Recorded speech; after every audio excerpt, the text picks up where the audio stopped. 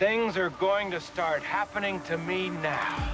I think Tyler is amazing. And I'm a fan of this show. I've watched several episodes. Thank you, Tyler. Thank you, Tyler. You stink, Tyler.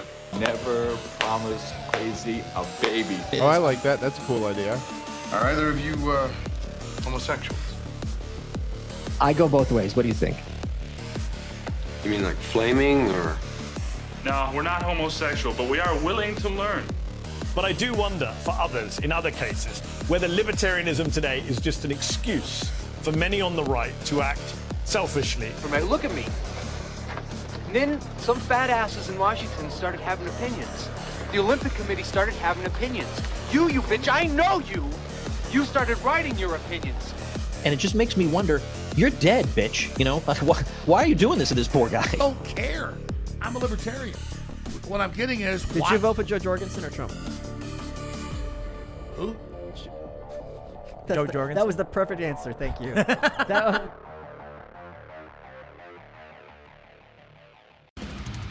Hello, welcome everybody. What show is this? LPR, Libertarian Podcast Review. Are we really libertarian? I don't know. We are podcast review. Sorry for the weird time schedule today, but we do have a guest. So I'm going to bring this guest in right away. This is a platform I hardly ever use, which is Restream, kind of. But welcome, Jose Gallison. How you doing? Hey, what's up? You catch a weird late night version of me. I can hardly hear you. What, you can't hear me? Oh God! Of course. Let me set up the mic settings. I'm sure it probably did connect to my mic. Is your mic connected to the? There we go. We should be good now. There we go. There we go. All right, now I gotta adjust it. Now we're good. Sorry. You're a little hot. Come take it down just a tad bit. It's doing the Zoom thing where if I get too loud, it jumps my volume down. So now I gotta figure out why'd you have to be difficult. Now let me look at the audio. I think I can mess with the settings. Noise suppression. There you go. I think that's what it was. Noise suppression's off. All right, your auto settings. We're good now. Okay. You guys learned some behind the scenes podcasting. Well, so here's the deal. You and I had used Restream before, right? And then I went over here and I started using not Restream, StreamYard. And then I started using Restream, and I mostly do this program called OBS, which just facilitates this. So I had set up the show already to use OBS, which you can't use with guests. And then you're like, hey, I really want to be on your show. No, that's not what you said. So I just my guest had already flaked for today, and then I was just like, I had to stay up late because I got to pick up my wife at a weird time, and I was like, well, there we go.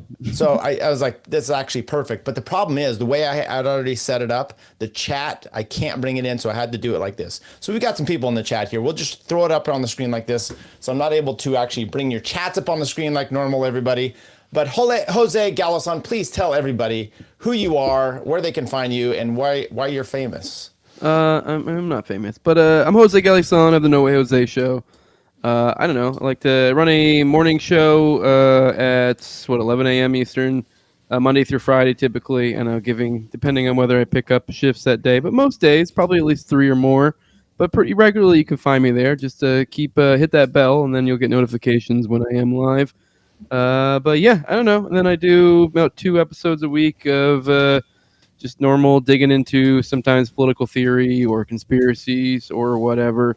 And every once in a great while, I have the privilege of just gracing a large platform just because I've managed to, I don't know, somehow socially climb just so well. I don't know, or people value my content. Some mix of the two. I don't know.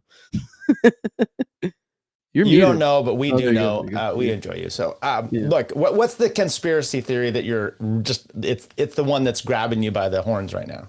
Oh, Epstein's got me pretty enthralled right now. I'm like pretty interested in learning everything about it. Like the more they want me not to. If anything, it almost like makes me a little suspicious that it's like that's what it wants. Like that's the conspiracy. Like it's how could you be so stupid as to make us look at it this much? But sometimes the simplest explanation is, yeah, he really just fucks kids. So, so look, this is one of those where I know the peripheral, I know a decent amount, and I haven't really ever dug into it because some of it's just like, oh, there's too much. And what you need to do is find like a comprehensive video of Ryan Dawson so I listened to Martyr Made, Daryl Cooper, go over it. So is that kind of where you're at? Where this is like after October 7th, where I'm like, okay, this is an issue I need to maybe know a lot more about. So I actually dug back into it.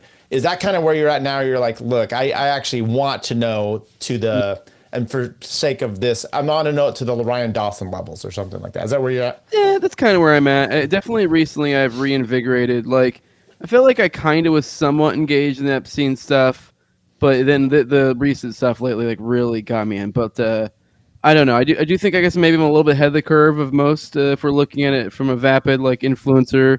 I've delved in this, but it wasn't like my forte. But I'm definitely making it more of my thing. But I think it also too is like I kind of like to get interested in my own niche things, but then every now and then the modern thing comes into play because the Epstein thing right now kind of really hit off when I was like kind of in peak re-interest in the Dutroux case because that's like kind of I guess I don't know maybe the second or third thing I'd consider myself known for is kind of digging into Dutroux stuff, which is over in Belgium. That big child trafficking case back in like the 90s kind of resulted in a huge political backlash. They had, I believe, what they call them, the White Marches over there in Belgium, where they were going buck wild and things got pretty crazy. And it's looks like pretty reminiscent of today. So I don't know. And the more you dig into it, the more you start realizing what a small little cast of characters we have here. And it gets really fucking freaky when you're like, what the fuck is going on up here at these highest levels? So. Okay, so my day is always different, which is some days like this week, as an example, super busy with work. And so I'm just kind of not paying attention to the world around me. So I do try to catch your show because it helps. And then, some podcasts. And I was really into this Adelson murder stuff. So I wasn't paying attention to a lot of other things. But I thought I saw something on Twitter today that Trump was like an FBI informant or something. Yeah. Give me up to speed. And by the way, some people are asking here, Owen Shroyer on the show? No, he's not on the show. No. But I am going to play some. Yeah, I look like Owen? I was thinking that recently. I noticed we started doing our hair kind of because I just became aware of this guy. And I just so happened to start recently quaffing my hair like so. No, nothing to do with Owen. I barely knew the guy existed. But or you're kind of like Greta, her hair maybe. I don't know. Yeah, Greta, Lord Farquaad. Yeah. So we're gonna play some stuff here. You have no idea what's going on with the show, but I want to yes, people, if you're here for that, we're gonna get to it. But let's talk about this stuff that Jose is good with. So FBI informant, what? Well, it's actually funny. I could take a few different down threads actually brought up. I have a thread we can go down. The example of Trump claiming he's an FBI informant. I mentioned the Dutroux case. There's literally a complete mirror example of this. One of the key characters in the Dutroux case, Nihul, he kind of, I guess you could say, fulfilled a similar role to like Epstein and all this. But Dutroux, like kind of a lower level guy, was actually like the real focus of the whole scandal in that whole thing. And Michel Nihul, to escape association with Marc Dutroux, because he's kind of almost like you could say the Trump stand-in the situation, because he's the connected person trying to distance himself from Marc Dutroux, who had been kidnapping and raping young children and doing all sorts of crazy stuff. And there were these ties. He claimed that he was an informant too. He claimed he was an informant. He was for a gendarme named Gerard Vaness, and he pretended he was using his informant cover to infiltrate the Dutroux network. And then you kind of find out later that these were he changed his story so many different times, and also the gendarmes were very much in league with a lot of these characters, so they were kind of corrupt as well. So the idea that some gendarme said didn't mean anything. So I don't know, but he did claim that. Mike Johnson made that claim, and there might be something to that because there were rumors that were floated about that I believe it had been referred to perhaps something along the line of police involvement or something, or there have been rumors about Trump having something to do with the 2008 stuff, and particularly a lot of people tie it to when they supposedly had a falling out. I forget when exactly that was, but I believe it was shortly before all the pedophilia charges and stuff, when they had supposedly they're falling out. That's what every conservative won't let you forget about. Right. We kicked him out of fucking Mar-a-Lago. You're like, okay. Although you come to find out there are claims, I believe this might come from Michael Wolff, but I might be wrong, that those were actually more of a land deal issue, kind of that apparently they were both trying to bid on the same property, and I guess apparently the claim is I swear it was Michael Wolff. He said that like this is kind of like with these really rich people, these other sort of falling outs you can have. But either way, I don't know. Whatever, that seems to be the story, and I think it may have come from. I don't know, whatever. I'll have to look into that specific claim. But either way, it's kind of murky, the reasons to begin with. It's kind of being framed that perhaps he was an FBI informant of sorts. It doesn't really make sense. It doesn't jive now that like what you were an FBI informant this whole time. Frankly, I'm a little bit disappointed how many people seem to be kind of falling for it. Even if if it is true, it's I feel like it's actually probably something along the lines of a Michael Malice factual but not truthful or whatever type thing, where perhaps he did in some way work to inform on Epstein, but it might be very much something along the lines of like what Epstein did to his mentor, where he did some financial thing where he was the one that snitched on him to get out of trouble. So I mean, as many different financial issues as Trump has had, the fact of him being an FBI informant on Epstein does not necessarily mean he's the knight in shining armor saving us from the big bad pedo. There's also then rumors later from documents that were revealed that I actually can find the article if you'd like, where there was then later apparently there were actually I think it was emails from Staley that showed that essentially Epstein was flouting essentially that he was going to pitch certain people for the Secretary of Commerce, I believe.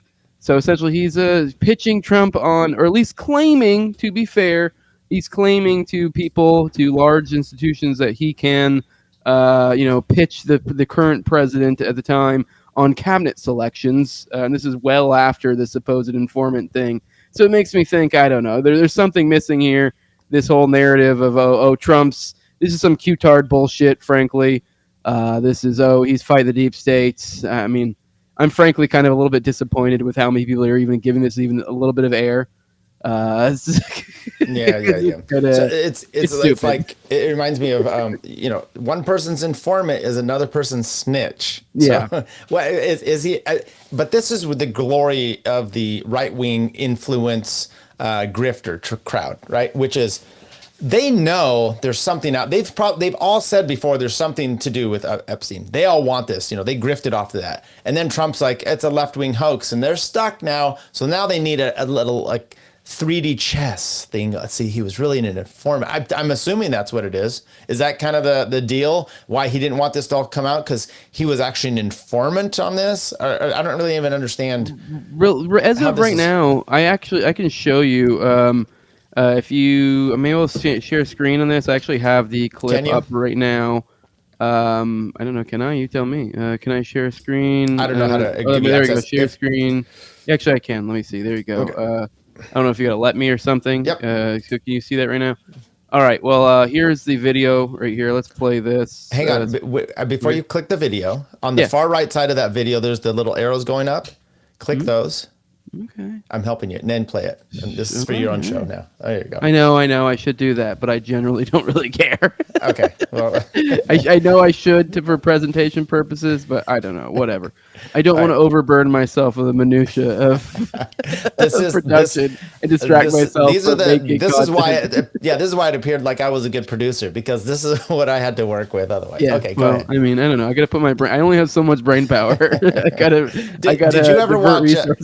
Did you ever watch Married with Children? You know that show? Oh yeah. So there was an episode where Kelly, she's really dumb, and Bud figured out that she had this finite amount. She could store anything in her brain, but she could only store a finite amount. So if she learned something new, something old would go out. And is that kind of what you're talking about? Yeah, basically. Right. I have limited resources here. All right, let's go. Okay, yeah. So here, let's play this. This is the extent of what everyone's going off of this informant thing. Let's go and play. If it'll play. All right. Well, that's great, huh? Well, you're just embarrassing me right now, Mike. You had to enlarge it, didn't you? It's you who fucked it up, I think. Just anyways, refresh it. No, I want to hear it. Just refresh it, and we'll hang out. All right, now let's try. Okay.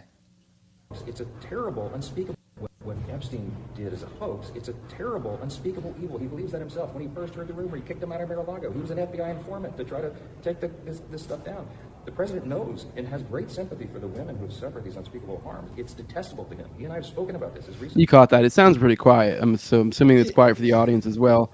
I mean, I think we could say it if you want me to. Yeah. Go ahead. So that's first of all, who is that? It's the Speaker of the House, Mike Johnson, which is frankly, it's kind of weird. This whole situation. This clearly, it seems that Mike Johnson has a multiple levels now given cover to the executive branch through different forms of legislation, which is kind of wild that he's going to this degree. Because right now.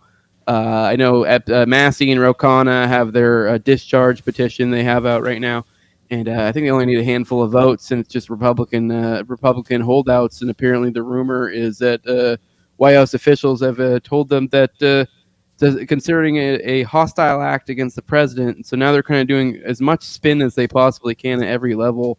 And I'm kind of a little bit worried that a lot of people might be falling for this spin. Let's watch this again so I can give say it. They'll find the quote. He was an FBI informant. He came to or this is they're talking about. Let me back up a little bit. He was an FBI informant to try to. He was an FBI when he first heard the rumor. He kicked him out of Mar-a-Lago. When he first heard the rumor, he kicked him out of Mar-a-Lago. He's referring to the Epstein thing, although there's things that seem to imply. I forget the specifics on it. And I want to say it might have been Trump's own words. It's either that or Michael Wolff. Forget the specific source for those claims, but that's in question, in my opinion. The whole idea that it was, he kicked him out for a pedo. That's never, or because he thought he was a pedo. That was always some rumor that's unsubstantiated. I've never been able to get to the bottom of that one. But let's go on. He was an FBI informant to try to take this stuff down. He was an FBI informant to take this stuff down. And so they kind of sort of associate those two.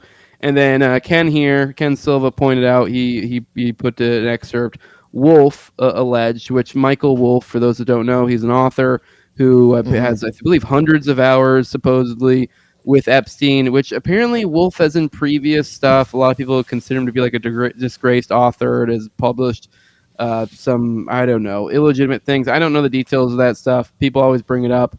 But I will say to this, to the claims he's made about the Trump family, Melania, and the like, they're pretty out there, and there have been other people who have been sued for repeating his claims, but he himself has never been sued.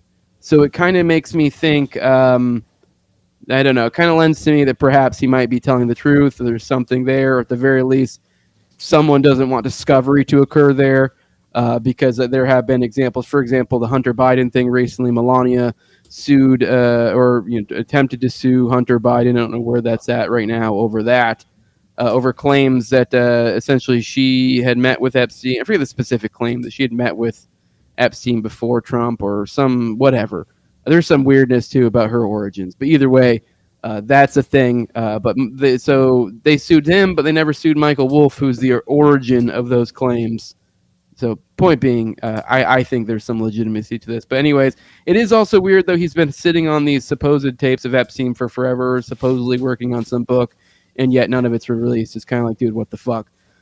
Anyways, it says here, Wolff alleges, he also leaks out these occasional little things from my videos, whatever.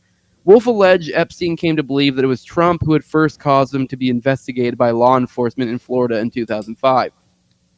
Asked by Truman if Trump knew Epstein was hanging out with underage girls, Wolff said Trump was certainly kind of in and out of Epstein's house and world, so I think he knew something about that.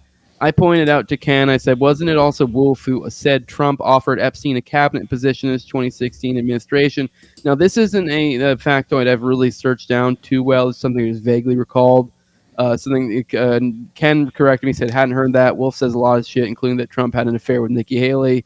I said, I may be wrong on the disclaimer source, haven't hunted that one down yet. And with that, then he provided me his article where it did back up that thing I said a minute ago. Epstein pitched big bank CEO to become next Treasury Secretary. And if you want, we can even open it. And in there is the shows the emails from Staley, which was over, I forget what the Barclays, one of the execs over there. Essentially that he was certain people, I forget who it was specifically, but essentially the crux of the matter is that he was still in a position where he felt comfortable pitching the president of the United States, Donald Trump, on cabinet positions, the Treasury Secretary. So, anyways, I know there's a lot, but I don't know. This is where my head's at right now. Yeah. So what do you think of the Massey Rokana, and then the survivors press conference that went on? And by the way, this is my thumbnail is shows Greta, it shows Alex and Shroyer, and it's basically everything's a spectacle. Because I think some of that is, and we're going to get into those too, but a lot of things are spectacles. And so I think of even what you're talking about here is the Massey, and I like Massey, but is what he's doing almost somewhat harmful to the thing? Because I know Michael Tracy seems to be out there, but some of these survivors are a little suspect, I would just say. He's definitely not wrong, but the problem is, unfortunately, anytime you're dealing with any sort of these affairs of these sorts, traumatize them, especially trafficking rings or anything of these. I mean, the method in which these sorts of, schemes are perpetrated is through manipulation. So I still have my screen up. My bad. I should take that down. But they facilitate that through manipulation, and that kind of naturally blurs the lines, because they essentially take a victim and turn them into a victimizer. While simultaneously still being a victim. So they put this in this weird situation. So all these girls that he's been talking to and stuff, or they've been giving him rub and tugs, are typically finding other girls and such. And so doing and essentially furthering themselves in this. Sometimes they even kind of advance through these networks. With that there comes trauma. There comes a guilt as well. There becomes to some degree, you're kind of incriminated, and even then, it's kind of weird. I mean, hell, I had people in my chat as I was reading one of the girl when I was covering the press conference. One of the women, she was recounting. I believe she said she started jerking him off around like 16 or whatever, and doing the whole massages or whatever, that euphemism,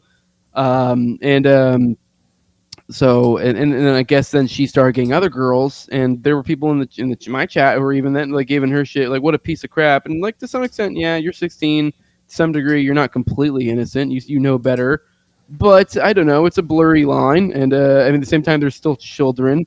So my whole point is like it is murky, it is hard. I will say, when I watched the conference, I was a little bit disappointed, especially. For me, what I was looking for was substance. I was hoping, hey, we're getting all these women unmasking, telling their stories. I felt like instead of the kind of what came off as a faggoty little hoorah, I wanted a, hey, here's my story. Here's what happened to me. I kind of wanted the facts, names if they felt comfortable. I understand why they wouldn't. But that was the sort of stuff I wanted. I wanted substance. Some women gave that, some didn't. But it was kind of a hoorah. But to some extent, I also get that because they're kind of bringing in awareness, and it is also like to the degree you brought up too. Even as I said, if they did that, while I would say that would be substantive, that to some degree leaves them wide open for the Michael Tracys of the world, finding every little minor thing, going, "Oh my God." I mean, I know he does have somewhat point. I thought his little stunt was pretty shitty. Looking back at it, because his whole thing is he did get kicked out of that thing recently, the press conference, and it was his question was about Virginia Giuffre, essentially. But then looking back at it, it was kind of like a gotcha question. Like the lady's dead, and I know what kind of answer do you expect? Like his question was something along the lines of like, how can we trust this? Because we know, I forget what specific lawsuit, but at one point she had to concede something to Dershowitz in one of the different civil, whatever the fuck, like.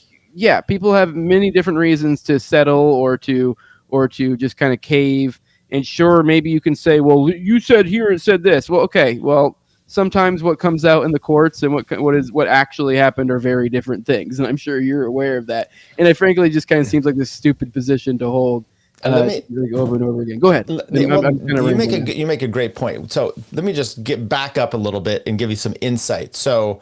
Sometimes, let's say you're filing a complaint or you're writing a declaration you have a person is doing this and they have an attorney. I do this. This is really more, happens a lot more in family court, okay? Which is you're filing a motion or you're doing whatever, and you're doing it a declaration, and so all this stuff is in the person, your client's words. Now, I draft a lot of this, but I need my clients to give me their input, and then we go back and forth so that there's like, these are my words. This is exactly what I mean. But sometimes they're a little lazy or what have it. So you can actually go to court and you can bring up their declarations and say, "Did you say this?" And sometimes it's like, they meant to say Colombia. Like I just had one. They meant to say Colombia, and they actually said Mexico. I put it in there, and then they didn't make we didn't get the edit right, and it's not material, but makes it look a little odd. So this could be part of the case. And then they're going to testify. They're doing a deposition, and things aren't always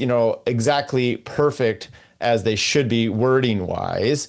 Not everyone's writing things, and I always say if you're writing it down, it should be a little bit better than when you're just speaking it. So. I could see this as part of these girls' problems, but you also have these girls you have a unique kind of situation, a girl, which is they're tripping, dude. Yeah. Yeah. Well, in this situation, you have girls that are trying to probably at some point were trying to be famous. Yeah. And then shit happened. And some of them got trafficked. And now they're out of this. It's the Monica Lewinsky thing, right? Now they're out of this, but they're trying to make something of it. Yeah. But I even pointed out the one model broad but it's like I didn't even look at him. I'm just assuming. But you still kind of have that. I'm still trying to be famous. I get that. I feel that.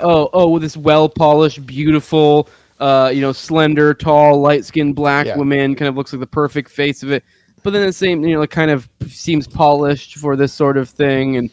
But then at the same time, you're like, yeah, but like, what was the shtick he was running? They were literally trafficking through modeling agencies. These are women that are already geared many times for public-facing jobs. If they don't get modeling contracts, they likely may be some sort of bimbo that points to things in a game show or does this or does that. So she has a podcast or something. So it's really not that crazy that she would be the lady. She would be the what they tried to make Ashley St. Clair recently or something, but she's trying to make it herself.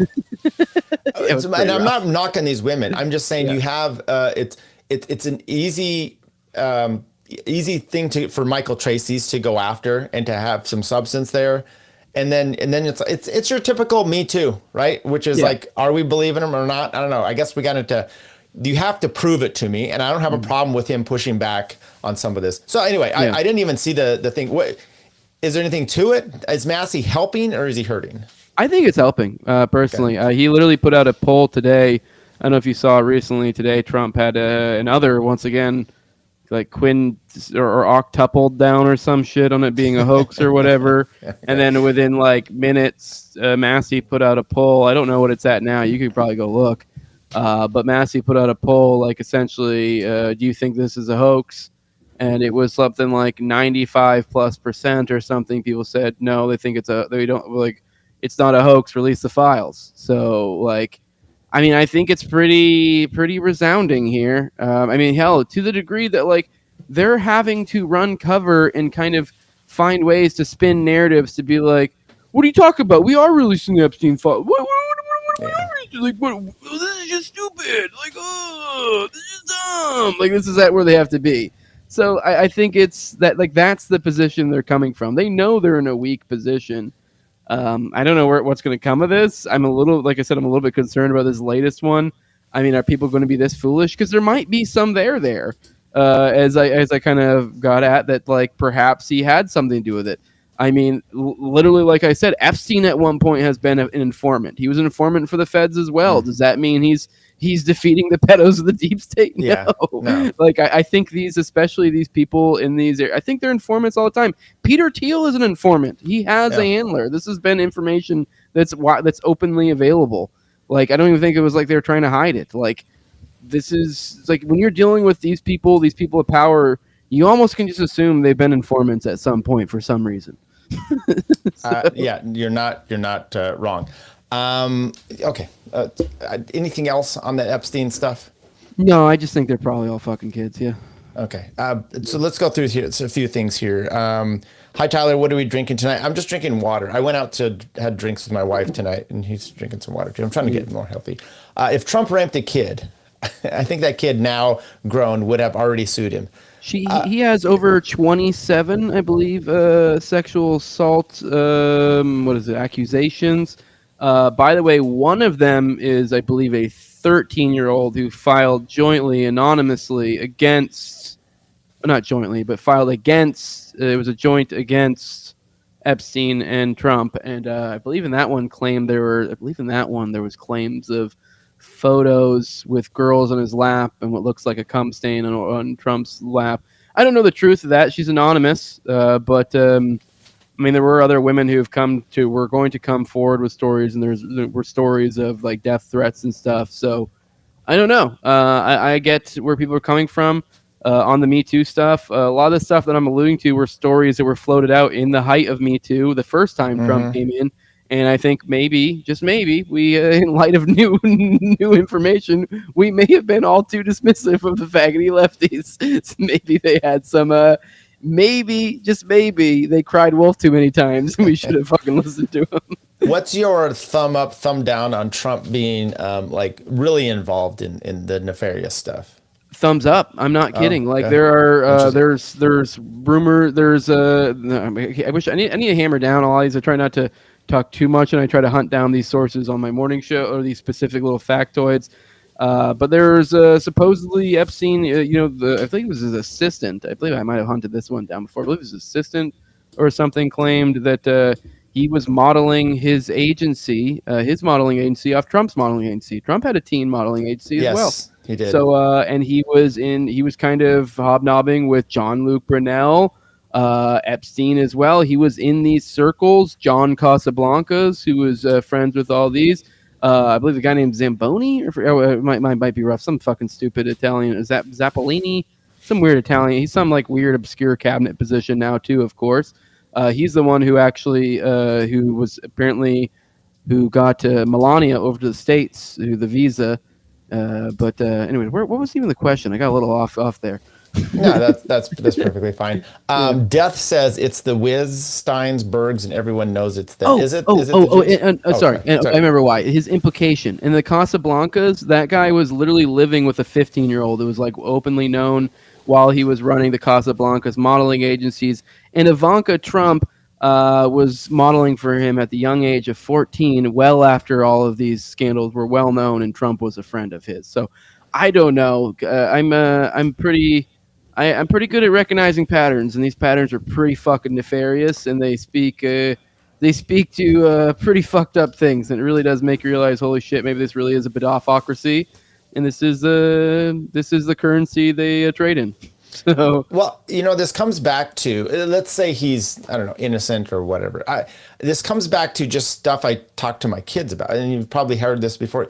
It's sometimes you get smeared by the stench of just the people you hang around with, right? So, don't hang around horrible people. Why are you associating with? And I know that the GOP, grab 'em by the pussy and all these other things, and they've excused it. And I'm not a moralist at all. But at some point, it may come back to bite you, either legitimately or illegitimately. And then it's, the problem is, then it's all lawfare and whatnot. I'm out. I don't know. Inventor of the Zamboni. Yeah, Zamboni. That's the thing that's on the ice. I don't know. I don't think it's Zamboni, but it's like anytime I see a name with a Z in any sort of like Eni or Italian sign, just immediately becomes Zamboni. I love it. That's good. But I don't know. It's a Zampoli or something. I don't remember. He's some like minor cabinet position, and that he is literally how Melania got to the States, and they have some weird connections. There's a lot of, once you start getting into the cabinet, I know there's some weird connections, I believe money connections between Tom Barak, the envoy to Lebanon, who's letting Israel get away with a lot of crazy stuff right now. Same with Howard Lutnick. It's more than just apparently they've actually had traded, I believe, done property deals with each other of some sort. And Howard Lutnick, I believe, is the Secretary of Commerce right now. He was also the neighbor of Epstein. Just a lot of wild connections to Epstein in this administration, and it kind of looks like I know that, and also we talked about the Epstein was talking about pitching him on these things, so it paints a dark picture once you start realizing all these different connections swirling around. You're like, I can't help but see things. Did you catch on my show the other day how I found that little thing about how he lived in the Iranian embassy from 1992 to 1996? I did not. Explain. Can you do a quick one on that? I'll try to. Okay, he lived in the Iranian embassy in 1992 to 1996. Jeffrey Epstein. There was a guy who was living in there, I believe, before that. I forget the exact timeline, but obviously this was in New York. This was the embassy in New York. Obviously, we've had a storied history, the United States and Iran. So there are periods of time where, hey, their embassy in New York, well, they're not really quite allowed in that embassy, so they just kind of had a property there. Apparently, there was a certain guy, it was like Ivan something or other, I forget his name. This is all information you can look up. It's legit. He was living in that place. I don't know the circumstance of how exactly he ended up in there, but he was living there rent-free, and then the feds went to go try to kick him out. He offered to pay them rent. He was like, hey, I'll pay you guys $15K a month or whatever. Fed said, no, screw you, and then they kicked him out. And then for some reason, when they kicked him out, they decided, well, after they kicked him out, well, we'll just rent it out to Epstein for $15,000, just like the other guy offered.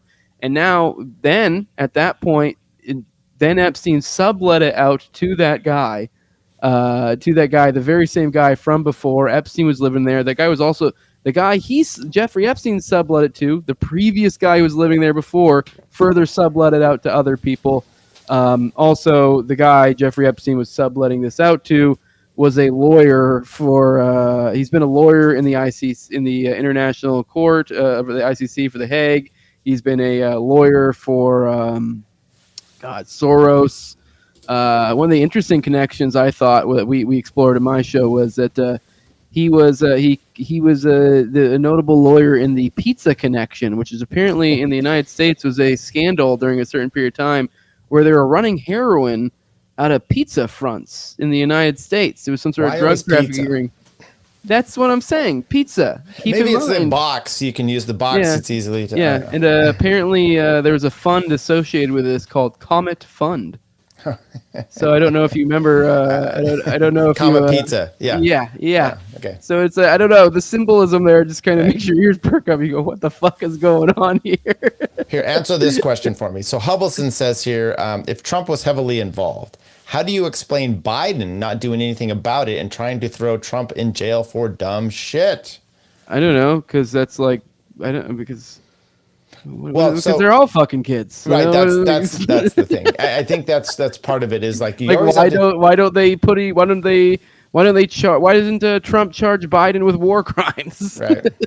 Yeah. So I think that's the answer. Is a lot of these, you have different people, and if they get caught and nabbed, it's for either they've run their course, or now you need evidence from them that you can use or to bring back in, like even Epstein. I'm being a little glib. Like maybe not all of them are, but like one point, I know Martyr made this point. I've heard him make this point a few times. Is like one thing to impress upon people is like this is just the atmosphere that people are like. If you were aware of John Podesta's art and stuff like that, and like the way he treated his house was where he would wine and dine foreign dignitaries and officials and lobbyists and such. Like, and this was a powerful man. I believe he was like the number one guy in the DNC or some shit at one point in time. Something like and that. This is where he would bring people in. There were like series of paintings that like couldn't be more overt what they were telling you. They're like death and rape factories of like slaughter and of children and cannibalism, like in painting, sculptures depicting these sort of things, the most macabre type of shit you can imagine. And these are the sort of things he just brings people about, and they just go, oh, wow, isn't that nice? And it's just kind of what they're surrounded by. And it's just like, I don't know, maybe that's just they have weird art interests, but I think it kind of speaks to some degree people know a little bit maybe what's going on. I don't know. I think there's a dark underworld there. I don't know. So I don't doubt that. And just because he was involved, you may believe that he was, but it doesn't mean that all that evidence shows that, right? Yes. It's not like all the evidence itself is just like boom, boom. It's yeah. Yeah, that's the other thing. When I get irritated with the Tracys of the world, because they're behaving as if like we're operating in like a fucking trial. Like, no, we're not in trial. Like I know this is literally the court of public opinion, bitch. Yeah, very much so. And I think to Tracy's credit, he's at least taken this on, which is, look, the Bonginos of the world, the Kash Patels of the world, they rode this horse hard. I mean, we've all played clips of this, and now it's a joke that they're just in there like, that would be my thing. I would ask them, hey, what was the evidence that you saw when you were a podcaster that made you believe that this was the case? Yeah. I don't really care about now because but what was it before? Were you lying then, or did you actually see something? And if you didn't see something, now we know what kind of person you are and what kind of research you do. There you go. Yeah. I will say I will give him, I guess, a little bit of credit. I actually even like that when he's making people eat that a little bit. I'll be honest, even when he was kind of coming at, I guess, maybe not so much, but I don't know. I was thinking, like, I get kind of irritated, like, even many people in our group kind of very much kind of fell for it, and they still kind of, while I'm not someone who's asking for some public, prostration or really even any sort of recognition, just kind of by your actions, stop behaving as if you're like somewhat giving into that bias. Like, realize you were a fool. You can kind of see people by their actions seemingly wanting to kind of, I don't know, wanting to justify the being on the Trump train or this or that, or, oh, is she still better? This is better than Kamala. And you're like, sure, maybe. But, like, what a weird fucking hill to die on at this point. Like, I mean, I just really feel like hell, even Dave, I think I've heard him speak at one point. He said something along the lines of, like, it's almost like, well, this is, like, necessary or whatever. And I'm like, okay, like, maybe. But what a weird cope. Just say you're fucking wrong. This is stupid. And, like, why did you even give a fuck about electoral anything? Like, I don't know. It's just such a weird gay sticking point. It's almost just people don't want to say they were wrong. I mean, sometimes you just got to eat it. This was stupid. I mean, there were a lot of us out here who were calling it like he's pretty, I don't know. He's kind of perfectly seated to really dupe us all and fuck us over. And he's kind of shown he's prone to do that. And he's probably going to do it. And they're like, oh, no. And, well, now you're kind of a little bit somewhat discredited somewhat. I mean, unless you completely were like, I wasn't completely entirely wrong. And not with this weird gay little caveat and be like, but it was necessary for me wrong. Or some weird shit. And there's always this weird, just say, no, fuck him. Like, fuck him. Yeah. Like, I mean, what does he have to do? Like, fuck him. I was wrong. It's not a big deal. I don't even think voting's that big of a deal. It's just such a weird gay sticking point, because then you see their following subsequent takes that are kind of still seated with that bias, or almost that level of, like, you can tell, like, this ingrained guilt where they don't want to give in to the actual narrative of, like, they're still trying to, like, lean a little bit into, like, well, maybe there's some hope here. Like, maybe we could fall for it again. I will also say, I don't know what you need to know. This dude's probably out there fucking kids, or at least he's caping so hard for people who are fucking and killing kids that I don't know what to tell you. I mean, you've probably seen more original source material than I have on this. And I think, the Dawsons. I just make stuff up. So. Okay, well, fine. I'm just kidding. That's a joke. No, I know. But for me, it's like, okay, I would like more people to dig a little deeper and maybe to be not so sure, unless they are sure on some stuff that because then when this happens, maybe they are right. Maybe there is nothing there. But it's hard for me to take the same person. I don't know why I keep harping back on this. Hard to take the same person serious now.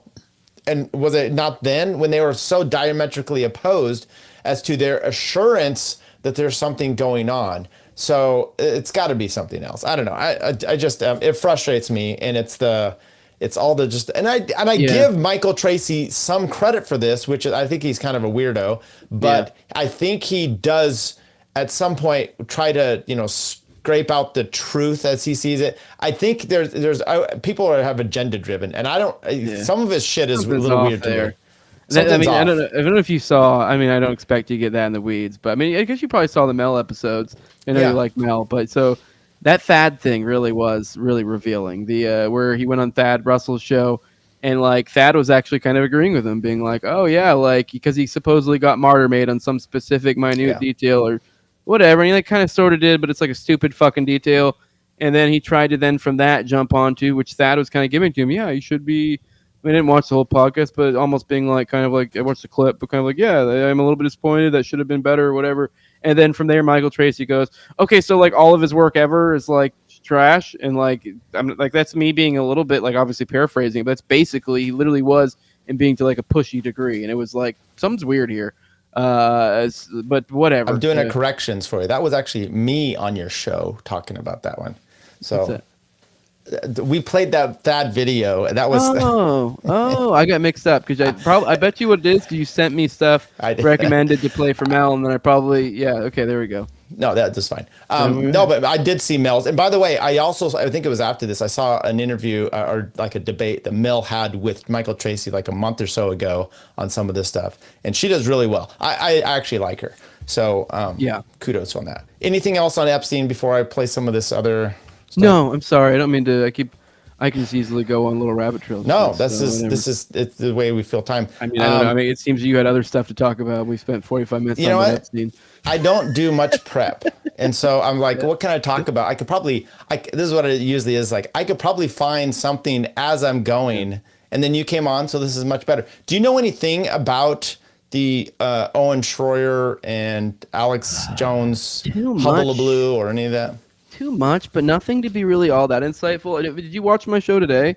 I did not. Sorry. Okay, I did. I mean, I don't even really know how to encapsulate. I will say today I did I found another example of what Shroyer supposedly complained about. Like, what do you know? I guess. I mean, I don't know what your audience. I do a daily show, so sometimes I feel like I might accidentally, especially when I go in other audiences, talk past because I'm just assuming you're caught up because, like, I don't know, I'm just usually talking to my audience.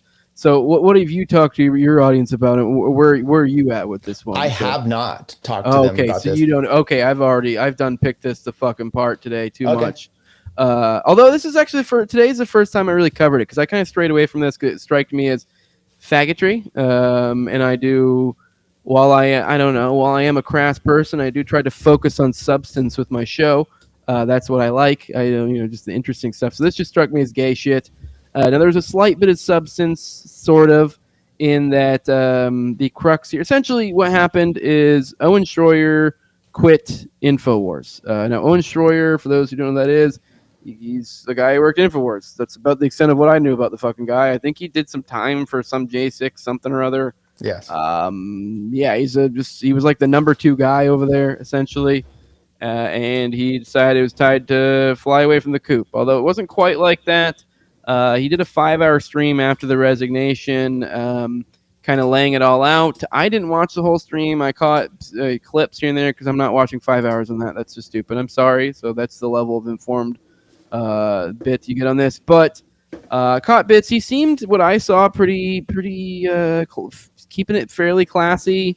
I mean, some people are saying, like, hey, you shouldn't be airing out dirty laundry, which I get. I mean, depending on the context of what's going on. But I think he did see it in the way of, like, I feel like the audience deserves to know what's going on, why I'm doing this, whatever, which I get it. And the stuff he said, he even talked about was stuff that people were able to find live examples. So I don't even really feel like he was really speaking anything that was like privileged information or anything like that, that you would keep amongst friends or whatever. Like, it wasn't betraying trust. It seemed to be pretty conciliatory, but pretty like, hey, I'm really happy for the time. It was even like, hey, I really wanted to actually finish out the week, but apparently, like, it seems like Alex did the boss thing and kind of raged out and was like, no, fuck you, you can get the fuck out. Like, he kind of wanted to do the whole, like, thanking the crew and, like, shaking Alex's hand and kind of the normal send-off you would like for a show when they move on type thing. He wanted to do it nice, and Alex didn't want to do that. And in the course of his thing, he did reference that Alex would kind of, he didn't call him this, but like, I'm kind of describing this because I witnessed 2 of them. I watched 2 of the clips, and I'm sure maybe there are other examples. Kind of almost these struggle sessions, and these were actually like live examples. So he's not even saying that these were like behind closed doors. He's being told to explicitly censor himself, but he's shown, like, there are examples where he would almost kind of struggle sessions to sort of be more optimistic and less down on Trump. This is at the peak, like, Epstein stuff too. So, Owen's been kind of, as of late, I guess, been more kind of, this is very, I don't know, willing to call out Trump more so than I guess Alex will. He's also, I guess Alex has also like foisted guests upon him like last minute, and he kind of does these disruptive things where he'll go up on his show. For example, like I played one this morning where he came on and he was it was almost like this weird, uncomfortable argument with Owen that was sort of trying to be seated as like a friendly back and forth, but you could tell they were both kind of, I don't know, it was an argument where people were trying not to act like it was an argument. I don't know. So it was a very awkward situation. I lost track. Where am I? It's such a gay fucking situation to be keep track. By the way, I was going to play clips, but I would actually encourage people to just go and watch yours because you probably played a lot more, and I don't need to. But yeah, it's basically doing struggle sessions live on air, being like, "Oh, why are you being so down on Trump?" And like almost battering him, disrupting Owen's show, his own show, like which to whatever it's Alex's network, so to some degree he can do what he want. But if I had if I owned a network and you had a network on the show, I feel like you would probably get pretty sick of the shit and maybe be pursuing, especially if you had other options, if I was a disruptive influence on your show. That's kind of what was going on. And it seemed to be weirdly. So eventually everyone obviously ran with it that, hey, he's, and I think he was doing some of the Jew stuff too. So it's essentially being that like Alex is censoring him on Israel, Trump, and all this stuff. And so he got all upset. Alex freaked the absolute fuck out over it. And then Owen then kind of continued taking the high road. Because Owen just acted like, essentially Alex has been saying he's lying. I guess he's been really honing in. I guess he also said at one point that he hasn't gone a raise since like 2018 or something, which I don't know the truth of that. I don't really care.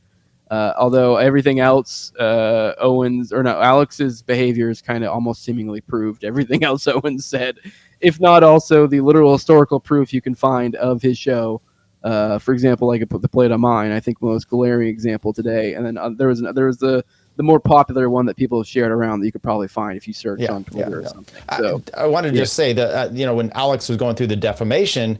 I'm not going to play the clip here, but you can see Owen Shroyer was called to testify, and quite a bit. And he was very loyal to Alex Jones at the time. And I just bring that up because there's, when you start to play some of these other things here, I do want to play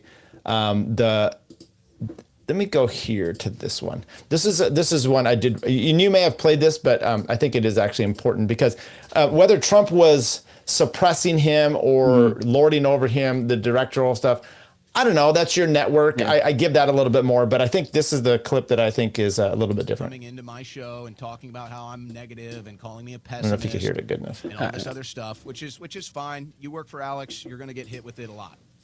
Alex is not easy to work for, and that's fine. That's okay.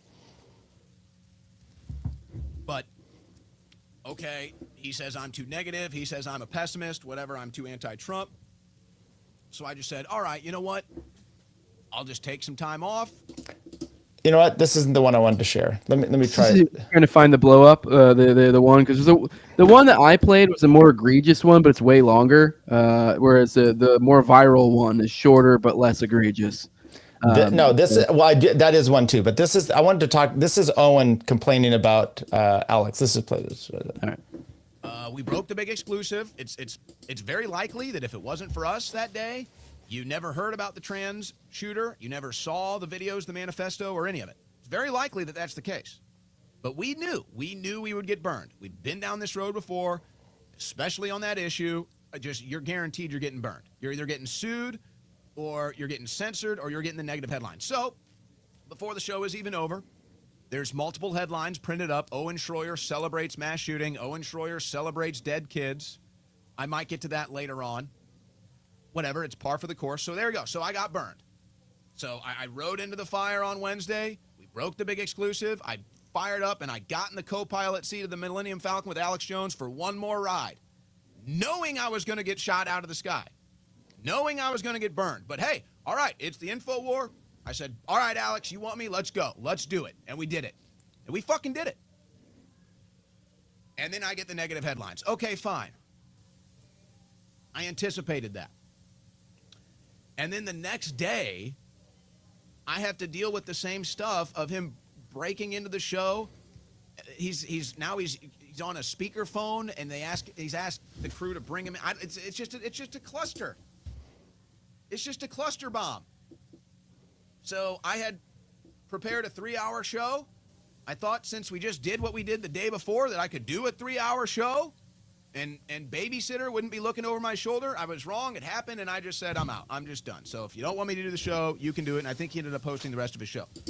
Okay. I think that is perhaps more of the issue than some of the other, which is creative control. He's getting a big platform. He's gone to the mat for Alex, and you see all these clips of Alex walking in, and then I will play here, if you don't mind, the unhinged Alex. We can play that clip as well. I think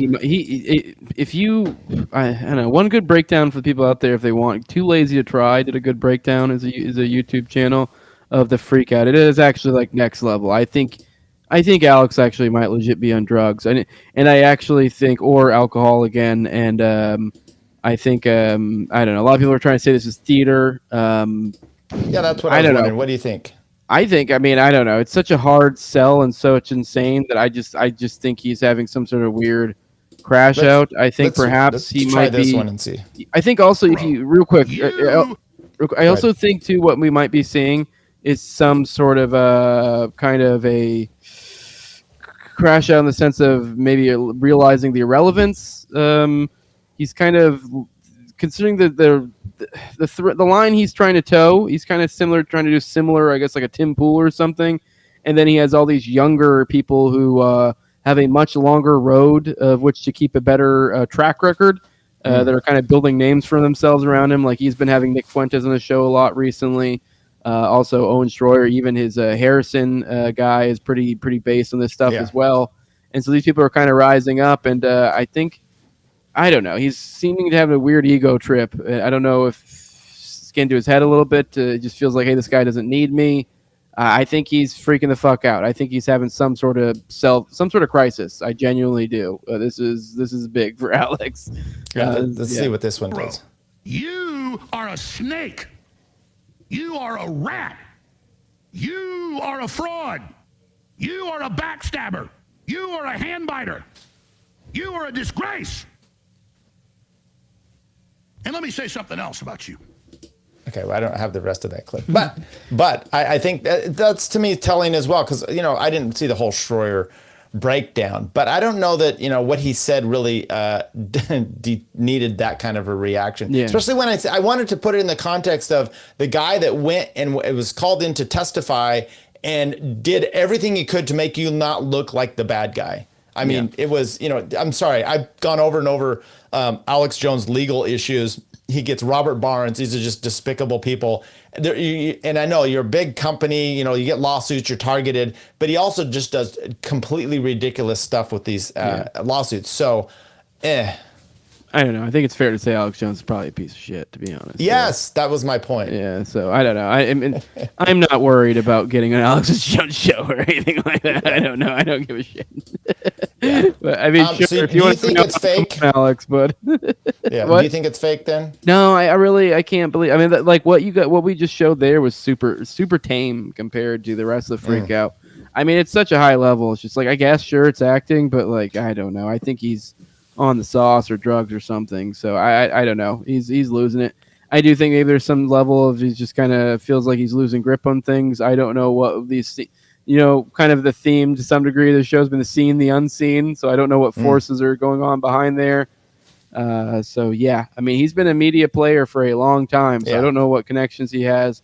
I mean, the way these people make their fucking money is a little bit, a little weird. I mean, like, I just had Mel on the other day. We were talking about the whole Lauren Chen thing, which, like, hell, like, of all those group of influencers tied up in that whole tenant scandal, let's be real, the only person really worth a damn that I can recall, and maybe I'm forgetting somebody, really is Lauren Chen.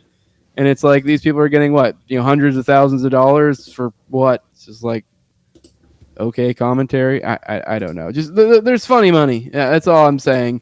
So I don't know what to make of it. Well, here's where I think the Owen Shroyer really the reason is. So he posted this video today, and by the way, I think he has a decent. We'll see it here, and actually a decent golf swing. Did you see this at all? Golf thing? I don't know. Okay, let's play this. Hey Owen, what do you have to say to Alex Jones? A little loud.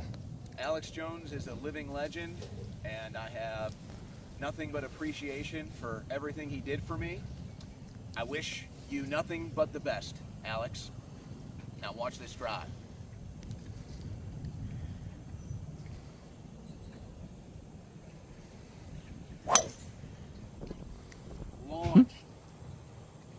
just like the Owen report launches October 6th. There you go. That was pretty cool. All right, good. So the launch, and that when I saw that thing is, golf, but that was cool. yeah. And by the way, I'm watching that. And I played golf yesterday, and I'm watching. I'm like, he actually, you can tell he has a golf swing. But that is the point. I mean, he did this thing. He calls out. It gets a whole new. Alex is helping launch this new website or his show by screaming at him. Right? You're not wrong. I mean, I will admit it's a. I don't know. I mean, maybe he's just gonna. Maybe what I'm seeing as Hinge is him just dialing it in, going back to the well of his all his past freakouts. But I don't know. I mean, not that I have not someone who is intent on following all of Alex's work. So I guess I don't really have the greatest spot to things to compare it to. I've never been someone to regularly watch it. The last time I watched Alex Jones was the Kanye thing. So like, I don't really ever watch him, and then.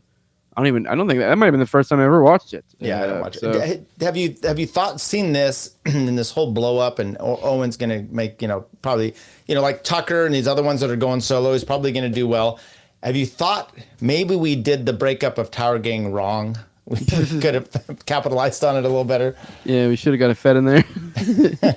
We're worried about who the Fed was, but the problem was is that we didn't have one to begin with. That's what the real problem was. That's exactly true. True. We're just trying to give our people. Okay, so let's get to this one last thing here. I know you've got things to do, and I actually have a good 40 minutes, so I'm in no rush. You don't have. Okay, what did you think of this? I thought, hell yeah, brother. Big old googly eyes. I feel like they should have put the, instead of the hat, they should have put the little eyes down here. That would have been the move. But this is unfortunately a fake. I say to burst your bubble. So yeah, so actually I have that here too. That's I wanted to pull that up here. Believe me, I looked into it. Yeah, there you go. So that's quite a difference, and it's almost because I was like, "What is she? What is she doing?" By the way, that was that thing be gripping, dude. Yeah.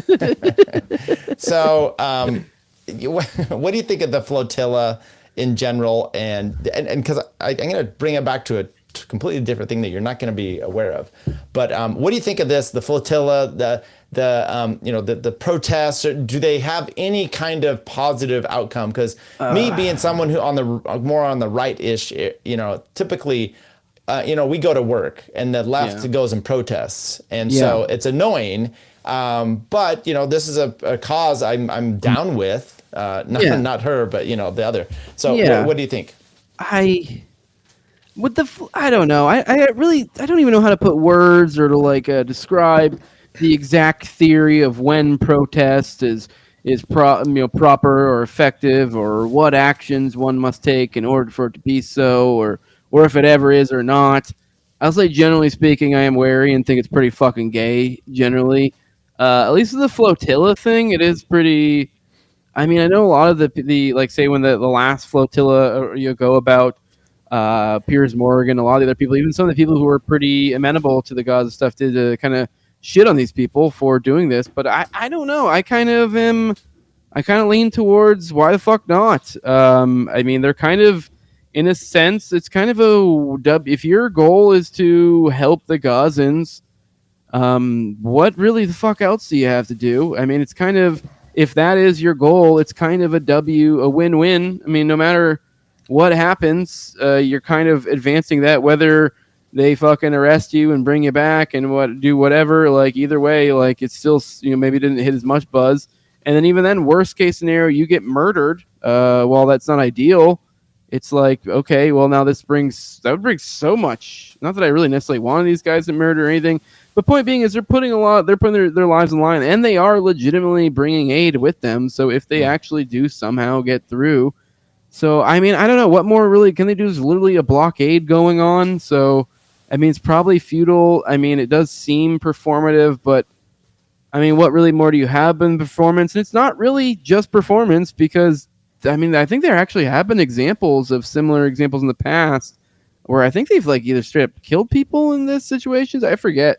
I have to look into this, but I swear I think there were, similar examples where in previous skirmishes, I don't think they've done it this go around because Gaza's got so many eyes on it.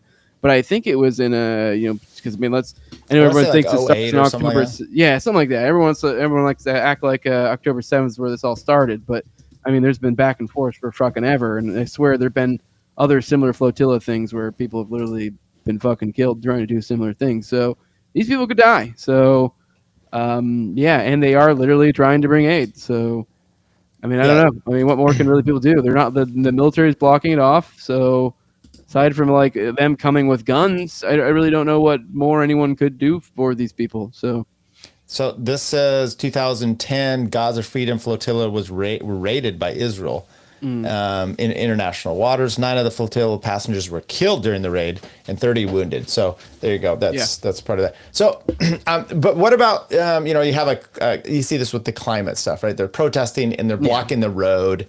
And I understand those kind of protests trying to get attention, but I don't know that wins the hearts and minds. No. And where I'm going with this is, I deal with the world of bike racing. Okay. Yeah. And in there's this team so cycling is very much like NASCAR, which just no, it's not. No, yeah. Well, in this, I don't even like NASCAR, but it's way cool. Corporate sponsors, okay, do a team. It's not like a city or whatever like this. There's a team called Israel Premier Tech. Okay, it's and now the owner is this billionaire that's sponsoring it, and he just wants the name Israel on there. Israel is not an actual sponsor of this team. They are doing the tour of Spain right now, and they're up in. He just wants all the rules to be tailored towards him. It's odd. He wants to bring attention, and they call it sports washing, basically. Whereas you have a good idea, oh look, we like this team. Drone strike his opponent. Yeah, well, and then there's other teams that are sponsored by United Arab Emirates, Bahrain. Anyway, just, some shady shit. I mean, according to the Bible, I think by that logic, they have to be worshipped now. I think they're chosen ones. Well, okay, could be. But the point is, they're now having protests in this big race in Spain, blocking the road and whatnot, and it's causing a whole big problem. Okay, so this is hitting me as a spectator and someone who enjoys this. I'm not a fan of that kind of activity. I think that actually does a disservice to trying to win over the hearts and minds. I agree. Okay. I generally think like pretty much most protests is that it's just annoyance.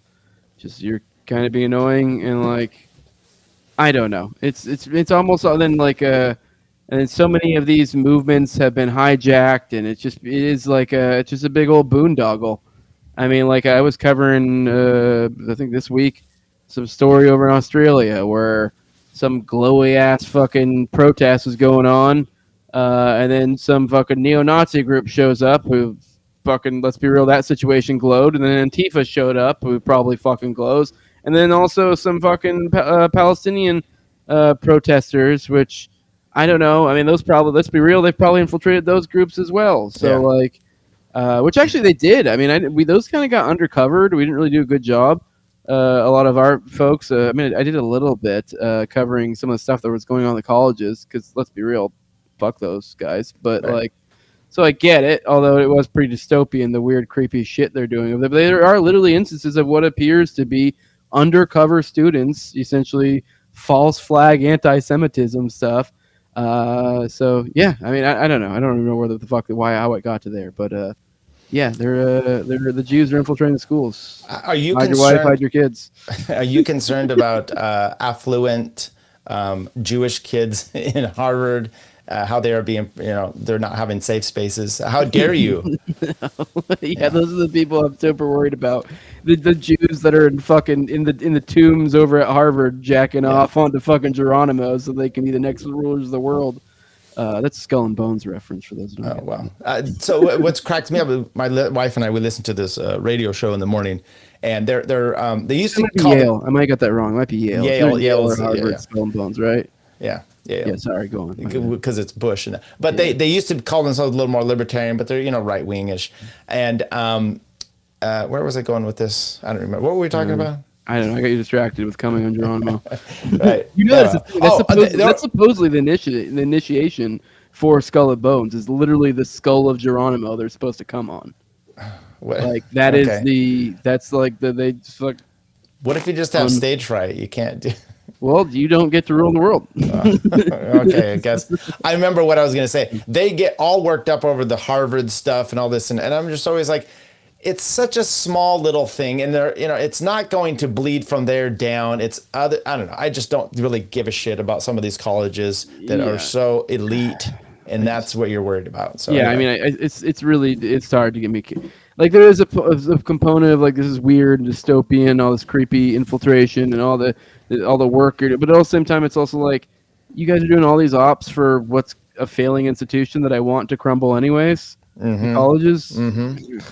That's, by the way, I had Brian Williams on because he was talking about the Harvard thing, and the president was named Gay. That was her name, and she was getting fired, and because there was plagiarism. But the guy that was going after Mark Ruffo, he was really more about the Jays, okay? And so Brian Williams is, and I'm like, let this institution burn. And plus, the reason he's taking this down is not the same reason that I really care about anyways. I don't know.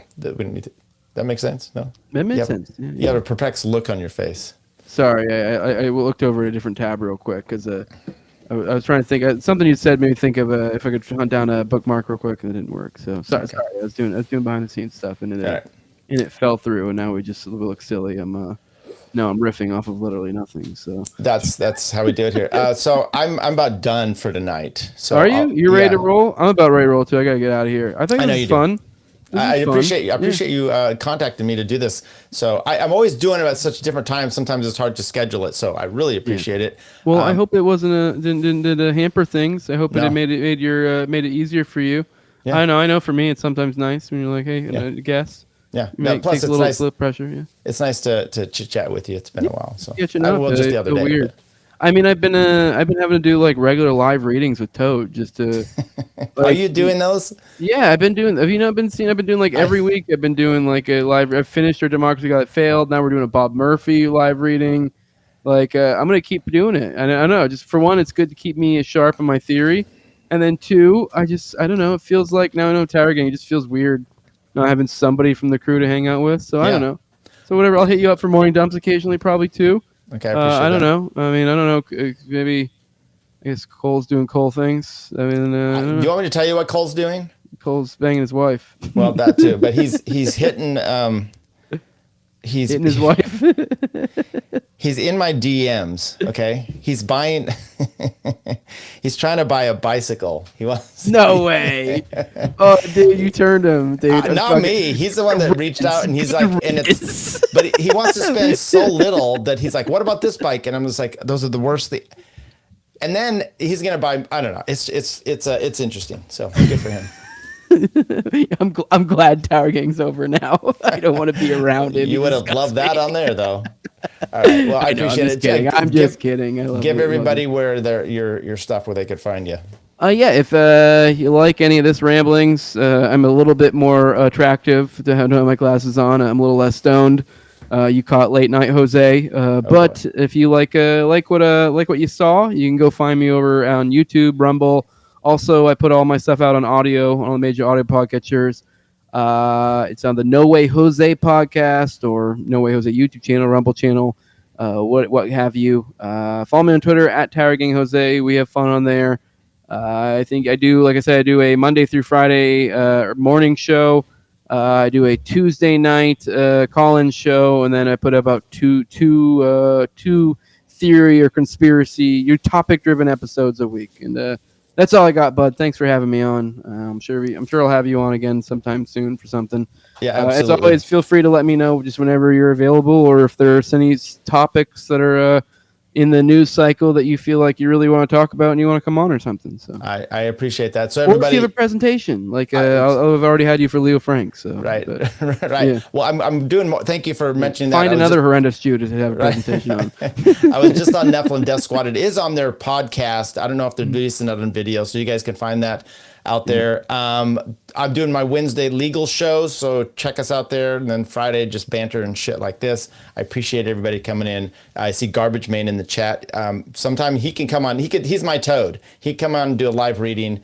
but he doesn't have a computer or something like that. So, all right, everybody, And he thank can't you. read. And well, he actually reads better than I do. All right, thanks everybody. See you. Bye. Have a good time. Okay, I'm leaving now, guys. But she's back. And now. Tyler, if you had any clout about you, if you had any like knowledge of the real world of what happens, we walk into Tim Cass' studio, immediately there's 4 Jewish lawyers. King of the Druids! Oh, that's all we needed. A Jewish princess. Yeah, so I mean, I don't expect the normies like Tyler to understand these kind of things. He's just a podunk lawyer somewhere in like rural California. He's an idiot, really. Takes a tough man to make a tender forecast, Nick. I guess that's me. Keep fucking that chicken. This guy's, I wouldn't say he's full of shit, but I'd say he's stupid. Whatever, if you're in the comments, if you're in the chat now, I wouldn't pay attention to anything he says anyway. But more or less, eat shit and die. Don't ever come to Top Left. He will end you. Do you see what he just did to Tyler? Just fucking challenge this. Tyler's done. Top is a maniac. He can't even reply right now because he's crippled. He's got nothing to say. What are you talking about? I didn't say that. Why don't you argue with something I said, you dumb